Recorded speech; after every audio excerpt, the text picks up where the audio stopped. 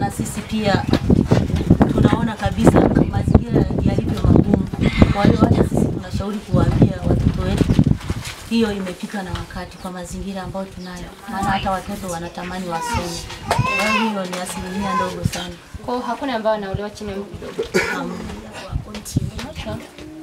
Haya, huyu ni mwenyekiti wa wanawake wa jamii ya Kiatabe, amesikika vizuri kabisa hapa akizungumza na maswali mengi ya kuendelea kumuuliza, hasa kwa upande wa mambo ya uchumi, namna ambavyo wanajiwezesha. Umemsikia akisema hapo wanatamani kupata elimu juu ya masuala ya vikoba kwa sababu huku bado hayajafika. Uzuri tunao viongozi wa serikali hapa, tunatamani kusikia kwa upande wenu na nyinyi na wasaidiaji wa kina mama hapa, ili kuhakikisha kwamba wanajiendeleza kupata hiyo mikopo ya asilimia kwa wanawake ambayo ipo inatolewa na halmashauri. Hilo mnalizingatia vipi, wanapata ama hawapati? Majina naitwa Kasim Meraji.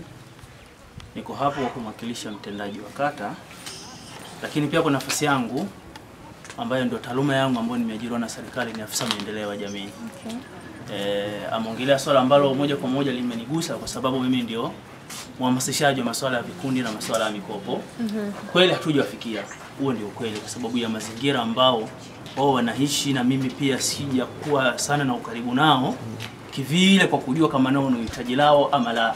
Lakini kwa kuwa wao ni sehemu na ni chachu na wao wameiongea, mimi ni haidi kuanzia leo nitashirikiana nao bega kwa bega, na nitakutana na katibu kupanga hivyo namna ya kuwafikia na kuwahamasisha na kuweka mikakati namna gani wao watakuwa ni sehemu ya kuhamasishwa juu ya uundaji wa vikundi na kupata pia elimu juu ya kutengeneza vikundi vya kukopa na kuwekeza vikoba. Kwa hiyo mimi ni waahidi tutashirikiana katika hilo bega kwa bega, kwa sababu mimi ndio mhusika moja kwa moja mwenye dhamana ambao nimeajiriwa na Samia Suluhu amenipa nafasi kwa ajili ya kuhamasisha jamii katika uundaji wa vikundi na kuleta maendeleo. Kwa hiyo moja kwa moja hilo mimi nahakikisha tutakuwa nao bega kwa bega ili kuona namna gani tunapiga hatua katika hilo. Sasa mimi natamani kusikia kauli ya kwenu kwa sababu mimi mpo kwenye halmashauri hapa. Mikopo haifiki kwa sababu vikundi hakuna. Kwa kweli vikundi vipo, na mpaka sasa vikundi vingi sana kwa halmashauri ya wilaya ya Karatu na kata yangu ya Bara, vikundi vingi sana vimejisajili, vinaomba mkopo na mikopo kwenye michakato, na mpaka sasa zoezi la usajili wa vikundi na utoaji wa mikopo bado linaendelea.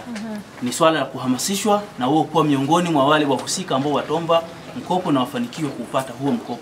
Lakini mpaka sasa bado zoezi la uhamasishaji wa vikundi linaendelea, kusajili vikundi kunaendelea, na mikopo bado inaendelea kutolewa na halmashauri ya wilaya ya Karatu. Kuna vikundi vingapi kutoka kwa jamii ya Wahatabe? Mpaka sasa kwa jamii ya Wahatabe sijapokea kikundi hata kimoja. Hata kimoja sina.